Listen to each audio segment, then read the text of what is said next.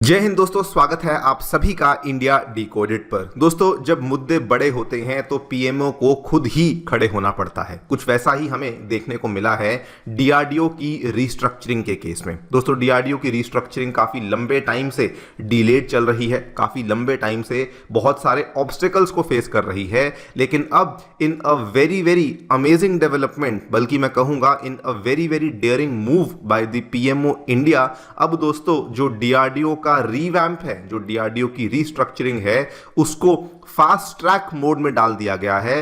And सबसे important चीज, PMO ने यहां पर यह घोषित कर दिया है कि हम आपको डेडलाइन देते हैं। डेडलाइन क्या है? 1 जनवरी 2026, और उसके पहले पहले जितने भी यहां पे रिफॉर्म्स जो कि पेंडिंग हैं उनको आपको समाप्त करना ही होगा। आप यहां पे देख सकते हैं, ये वाली जो खबर है दोस्तों, इंडिया टुडे में हमें देखने को मिली है। खबर जस्ट आज से 2 दिन पहले सामने आई है। एंड वैसे तो मैं डिटेल में चर्चा करूंगा कि क्यों आखिरकार पीएमओ के द्वारा इस तरह का अग्रेसिव स्टेप लिया गया है एंड क्या क्या चेंजेस हैं जो कि डीआरडीओ में हम लोग प्लान कर रहे हैं। लेकिन दोस्तों, ये एक वेलकम मूव है। पिछले 2 सालों से डीआरडीओ की रीस्ट्रक्चरिंग और रीवैम्पिंग के ऊपर सरकार के द्वारा बहुत ही ज्यादा फोकस किया जा रहा है। कहानी शुरू हुई थी जनवरी 2024 में, जब पहली बार एक पार्लियामेंट्री कमिटी के द्वारा रिकमेंडेशंस को पेश किया गया था कि जिस तरीके से भारत में इसरो के अंदर हमें रिवैम्प देखने को मिला है, जिस तरीके से हमें हमारी न्यूक्लियर बॉडी बार्क के अंदर रिवैम्प देखने को मिला है, हमें सिमिलर तरीके की जो रिवैम्पिंग है वो डिफेंस के क्षेत्र में भी लाने की आवश्यकता है। और उस टाइम पर कहा गया था कि ठीक है, हम इसको ले आए हैं और हम जल्दी से इन पर्टिकुलर रिफॉर्म्स को कैरी आउट करेंगे। लेकिन अनफॉर्चुनेटली उसी टाइम पर कई सारे जो डीआरडीओ के ही अंदर काम करने वाले साइंटिस्ट और डीआरडीओ के ही जो एम्प्लॉइज थे, वो इस चीज से नाखुश थे। बल्कि वो इतना नाखुश थे कि उनके द्वारा मिनिस्ट्री ऑफ डिफेंस में जाकर के प्रदर्शन किया गया। उनके द्वारा मिनिस्ट्री ऑफ डिफेंस में जाकर के इस चीज के खिलाफ राजनाथ सिंह के साथ उन्होंने मुलाकात करी कि हम लोग पीएमओ के द्वारा प्रस्तावित रिफॉर्म से बिल्कुल भी खुश नहीं हैं। लेकिन दोस्तों, जैसा मैंने स्टार्टिंग में कहा कि जब मुद्दे बड़े होते हैं तो पीएमओ को खुद ही खड़ा होना पड़ता है। पीएमओ ने रेड लाइन को ड्रॉ कर दिया। उन्होंने कहा कि जो पार्लियामेंट्री कमिटी की यहाँ पे रिकमेंडेशंस थी, हम लोग उन रिकमेंडेशंस को इंप्लीमेंट करेंगे ही करेंगे, बिकॉज अब हमें डीआरडीओ के अंदर जो प्रॉब्लम्स हैं उनको कम करना है। हमें डीआरडीओ को और ज्यादा एफिशिएंट और ज्यादा एजाइल बनाना है। हमें डीआरडीओ को एक नेक्स्ट लेवल की आर&डी एंटिटी की तरह बनाना है। एंड साथ में कहा कि हम चाहते हैं कि डीआरडीओ केवल और केवल कटिंग एज प्रोजेक्ट्स के ऊपर काम करे, जिसका टर्न अराउंड टाइम भी हमें यहां पर कम करना है। और आज दोस्तों उसी चीज का परिणाम है कि पीएमओ ने साफ साफ बोल दिया है। बाय द वे, ये पीएमओ के एक सीनियर अधिकारी हैं जिनका नाम यहां पे नहीं बताया गया है, जिनके द्वारा इस पूरी की पूरी न्यूज को कवर किया गया है कि 1 जनवरी डेडलाइन है। और इन्होंने ये भी बता दिया है कि क्या क्या चेंजेस हैं जो कि हमें डीआरडीओ में देखने को मिलने वाले हैं। इन्हीं सब चीजों के बारे में हम चर्चा करेंगे कि क्या एग्जैक्टली यहां पे कहा गया है, पीएमओ ने क्या क्या चेंजेस हैं जो कि डीआरडीओ के अंदर हमें देखने को मिलने वाली है और इसके क्या क्या फायदे हमें होने वाले हैं, इनको भी समझने का प्रयास करेंगे। आइए शुरू करते हैं मेरे साथ। मेरा नाम है अनिरुद्ध। यदि आप लोग हमें फॉलो करना चाहते हैं, हमारे लेक्चर्स के अपडेट्स को प्राप्त करना चाहते हैं, तो यहां पर दिए गए टेलीग्राम चैनल्स के माध्यम से ऐसा कर सकते हैं। दोस्तों, आगे बढ़ने से पहले आप सभी से एक दरख्वास्त है। सबसे पहले तो आपने हमारे इस नए चैनल को इतना प्रेम दिया, इतना ज्यादा सपोर्ट किया, उस चीज के लिए मैं आपका तहे दिल से शुक्रिया अदा करता हूं। लेकिन दोस्तों, कई सारे लोग ऐसे हैं जो कि हमारी वीडियोस को देखते जरूर हैं लेकिन चैनल को सब्सक्राइब नहीं करते। तो आपसे एक रिक्वेस्ट है कि अगर आप इस वीडियो को देख रहे हैं तो वीडियो को लाइक जरूर करिए और साथ में हमारे चैनल को सब्सक्राइब भी करिए। ऑलराइट, सो थोड़ा सा आपको दोस्तों बैकग्राउंड बता देता हूं। कहानी है बेसिकली दिसंबर 2022 की, और बेसिकली जो डिस्कशन थी ये शुरू हुई थी कि आखिरकार तेजस फाइटर जेट को बनने में इतना ज्यादा समय क्यों लग गया। आखिरकार तेजस फाइटर जेट, जिसको कि अप्रूवल बहुत टाइम से दिया हुआ था, उसको बनने में इतना समय क्यों लग गया। इट वाज ऑलमोस्ट लाइक कि तेजस फाइटर जेट, यहां पर सब कुछ अप्रूवल्स मिले हुए हैं लेकिन वो उड़ ही नहीं पा रहा है। और ये कहानी जब शुरू हुई तो वहीं पर सीएजी की एक रिपोर्ट सामने आती है कि असल में डीआरडीओ को दिए गए जो 67% प्रोजेक्ट्स थे वो अभी भी अपनी प्रपोज्ड टाइमलाइंस के अकॉर्डिंग काम नहीं कर रहे हैं। और यहीं पर उसी रिपोर्ट में उन्होंने बताया कि LCA कॉम्बैट एयरक्राफ्ट तेजस को तो 30 इयर्स लग गए डेवलप होने में। उसी रिपोर्ट में यह भी बताया गया कि जो मिशन मोड प्रोजेक्ट्स थे, यानी कि जो कि एक पर्टिकुलर टाइमलाइन में पूरे होने थे, उसमें भी 23 out of 55 mission mode projects में सिग्निफिकेंट डिलेज देखने को मिले।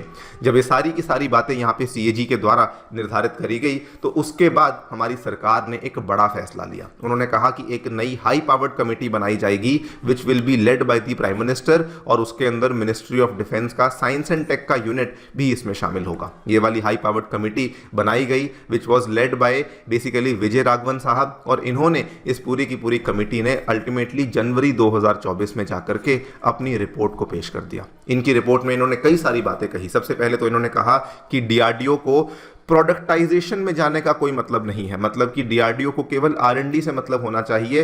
प्रोडक्ट कैसे बन रहा है, कौन बना रहा है, ये काम DRDO का नहीं है। नंबर 2, इन्होंने कहा कि DRDO की जो लैब्स हैं वो बहुत ज़्यादा अनस्ट्रक्चर्ड हैं। इवन दो DRDO की हमें 50 लैब्स देखने को मिलती हैं, लेकिन दो बातें, एक तो उसमें जो बेंगलुरु और हैदराबाद की लैब है मेनली पैसा वहाँ जा रहा है, बाकी लेबोरेटरीज में पैसा नहीं जा रहा। नंबर 2, जो ये वाली लेबोरेटरीज हैं इसमें काम करने वाले जो एम्प्लॉयज़ हैं, इवन ये टोटल 30,000 के आसपास लोग काम करते हैं, लेकिन इसमें से केवल 30% लोग हैं जो कि असल में साइंटिफिक कम्युनिटी को बिलोंग करते हैं, और बचे हुए लोग जो हैं वो एक तो नॉन साइंटिफिक कम्युनिटी से हैं, दूसरा वो केवल कॉन्ट्रैक्चुअल पर्पस के लिए काम करते हैं, जिसकी वजह से वहां पर जो हमें इनोवेशन है वो देखने को मिलती ही नहीं। और यहीं पर इन प्रॉब्लम्स को आइडेंटिफाई करते हुए इन्होंने कहा कि DRDO का फोकस होना चाहिए केवल एडवांस्ड टेक्नोलॉजीज पे, न्यू टेक्नोलॉजीज पे, कि कैसे हम उनको यहाँ पे डेवलप करें। ना दोस्तों, ये कमेटी ने रिकमेंडेशंस तो अपनी जनवरी 2024 में दे दी, लेकिन बहुत ही सरप्राइजिंगली इन पर्टिकुलर रिकमेंडेशन से नाखुश होने वाले जो लोग थे वो DRDO के ही कुछ साइंटिस्ट थे। वो कह रहे थे कि नहीं, हम इस चीज़ से खुश नहीं हैं, हम नहीं चाहते कि DRDO में बदलाव लाया जाए, जैसा चल रहा है वैसा ही चलते रहना चाहिए। बल्कि आप यहां पे देखिए, प्रॉब्लम यहां तक बढ़ गई थी कि उन्होंने जाकर के डिफेंस मिनिस्टर राजनाथ सिंह जी के साथ जाकर मुलाकात करी और कहा कि हम नहीं चाहते कि ये वाली जो हाई पावर्ड कमेटी की रिकमेंडेशंस हैं इनको DRDO के ऊपर लागू किया जाए। ये वाली खबर देखिए, इंडिया टुडे इस पर्टिकुलर चीज को रेगुलरली कवर करता आया है। DRDO reject hits internal huddle, यानी कि अपने ही साइंटिस्ट हैं जो कि इस चीज को आगे बढ़ने नहीं दे रहे थे। लेकिन दोस्तों, उसके बाद फाइनली जब ऑपरेशन सिंदूर होता है तो उस टाइम पर DRDO की ऑब्वियसली इन्होंने बहुत सारे अच्छे काम किए, इन्होंने बहुत सारे वेपन्स हमें टाइम पे डिलीवर किए, एंड बहुत सारे डिफेंस प्रोजेक्ट्स में इन्होंने इंडिया की बहुत सारी हेल्प करी। लेकिन ऑपरेशन सिंदूर के बाद फिर से ये बात सामने आती है कि इवन दो इन्होंने बहुत सारी हमारी हेल्प करी, लेकिन प्रॉब्लम ये आती है कि कुछ कुछ यहाँ पे डिलेज हैं, कुछ कुछ कॉस्ट ओवररन्स हैं, कुछ कुछ एडमिनिस्ट्रेटिव बॉटलनेक्स हैं,